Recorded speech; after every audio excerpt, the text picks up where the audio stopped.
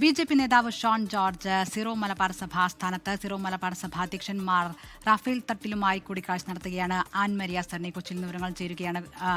An, വലിയ രീതിയിലുള്ള വിവാദം, വാഗ്വാദങ്ങൾ, അതിനുശേഷം ഒരു അനുനയ നീക്കം എന്ന നിലയിൽ വേണമോ ഷോൺ ജോർജിന്റെ ഈ സന്ദർശനത്തെ കാണേണ്ടത്? കൂടിക്കാഴ്ച ഇപ്പോഴും തുടരുകയാണോ?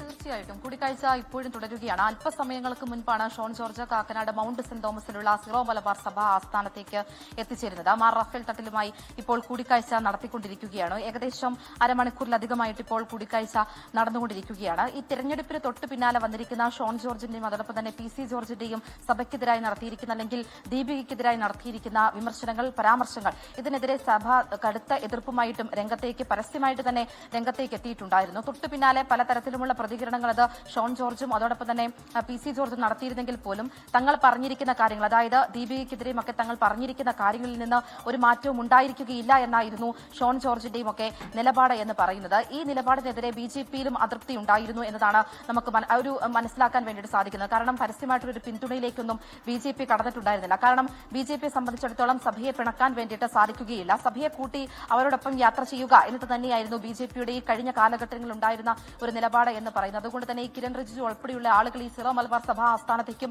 അതോടൊപ്പം തന്നെ മറ്റ് സഭാ നേതാക്കന്മാരുമായിട്ടൊക്കെ കൂടിക്കാഴ്ച നടത്തുന്നത് ഈ തെരഞ്ഞെടുപ്പ് കാലത്ത് നമ്മൾ കണ്ടിട്ടുണ്ടായിരുന്നതാണ്. അതിന് തൊട്ടു പിന്നാലെ ഈ തെരഞ്ഞെടുപ്പിന് ശേഷം വന്നിരിക്കുന്ന ഈ ഒരു നിലപാട്, അത് ഷോൺ ജോർജ് പറഞ്ഞിരിക്കുന്നത് ഇപ്രകാരമായിരുന്നു: സഭയ്ക്ക് BJP-യെ വേണ്ട എങ്കിൽ BJP-ക്ക് സഭയെയും വേണ്ട എന്നുള്ളതായിരുന്നു അദ്ദേഹത്തിന്റെ ഒരു നിലപാട്. അതോടൊപ്പം തന്നെ ദീപികയ്ക്ക് പിന്നിൽ പ്രവർത്തിക്കുന്നത് കോൺഗ്രസ് ആണ് എന്നടക്കമുള്ള കാര്യങ്ങളായിരുന്നു അദ്ദേഹം ഉന്നയിച്ചിട്ടുണ്ടായിരുന്നത്. ഇതിനെതിരെയായിരുന്നു പാലാ ബിഷപ്പ് ഉൾപ്പെടെയുള്ള ആളുകൾ പരസ്യമായിട്ടേക്ക് രംഗത്തേക്ക് വരികയും അത് വിരട്ടൽ ഇങ്ങോട്ടേക്ക് വേണ്ട എന്നടക്കമുള്ള അല്ലെങ്കിൽ ഭീഷണിയുടെ സ്വരം ഇങ്ങോട്ടേക്ക് വേണ്ട എന്നടക്കമുള്ള കാര്യങ്ങളിലേക്ക് കടുത്ത വിമർശനങ്ങൾ അദ്ദേഹവും ഉന്നയിച്ചിട്ടുണ്ടായിരുന്നു. അങ്ങനെ പല സഭകളും ഇതിനെതിരെ രംഗത്തേക്ക് വന്നതിന് തൊട്ടു പിന്നാലെയാണ് ഇപ്പോൾ അനുനയ നീക്കവുമായിട്ട് ഷോൺ ജോർജ് എത്തിയിരിക്കുന്നത് എന്നാണ് നമുക്ക് മനസ്സിലാക്കാൻ വേണ്ടിയിട്ട് സാധിക്കുന്നത്. ഇന്ന് രാവിലെ അദ്ദേഹം മാധ്യമങ്ങളെ കാണുന്ന സമയത്ത് പറഞ്ഞിരുന്നത് അത് ഈ ആഴ്ചയിൽ എല്ലാ സഭാ നേതാക്കന്മാരുമായിട്ട് പരമാവധി കൂടിക്കാഴ്ചകൾ നടത്തും, പക്ഷേ ഒരു അനുനയ നീക്കമല്ല എന്ന് അദ്ദേഹം പറയുമ്പോൾ പോലും ഷോൺ ജോർജിനെ സംബന്ധിച്ചിടത്തോളം നോക്കുകയാണെങ്കിൽ ക്രൈസ്തവ സഭ എന്ന് പറയുന്ന അദ്ദേഹത്തിന്റെ അടിത്തറയാണ്. അതുകൊണ്ട് തന്നെ അങ്ങോട്ട് മുന്നോട്ടേക്കുള്ള പോക്കില് ക്രൈസ്തവ സഭയെ പിണക്കാൻ വേണ്ടിയിട്ട് ഷോൺ ജോർജിനോ അതോടൊപ്പം തന്നെ PC ജോർജിനോ BJP-ക്കോ സാധിക്കുകയില്ല.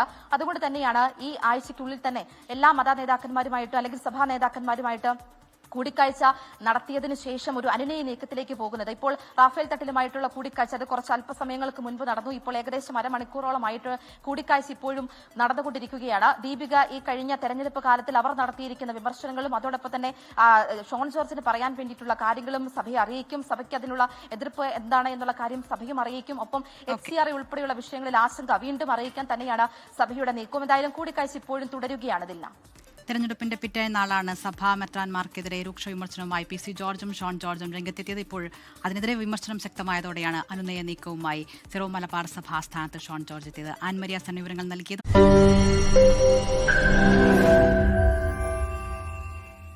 ലോകത്തെവിടെയായാലും ഏത് സമയത്തും 24 വാർത്തകളും ഓഗ്മെന്റഡ് റിയാലിറ്റി പാക്കേജുകളും എക്സ്പ്ലെയിനറുകളും വിശദമായി കാണാൻ ഞങ്ങളുടെ YouTube ചാനൽ നിങ്ങൾക്ക് സബ്സ്ക്രൈബ് ചെയ്യാം.